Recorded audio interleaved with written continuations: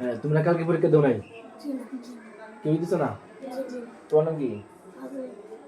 উজ্জ্বল সাইদ কোন শ্রেণী তুমি? শিশু। আচ্ছা, তাহলে কেন পরীক্ষা দেবো কালকে? কেন আসো নাই? মা বৃষ্টি তো সব জায়গায় ছিল, তাই না? তারপরে হ্যাঁ, সবাই তো বৃষ্টির ভিতরে আসছে, পরীক্ষা দিছে। তোমরা কেন আসো নাই? এখন কি করবো? এখন পরীক্ষাটা মিস হইলো, পরীক্ষা এই নাম্বার তো পাবো না। হ্যাঁ,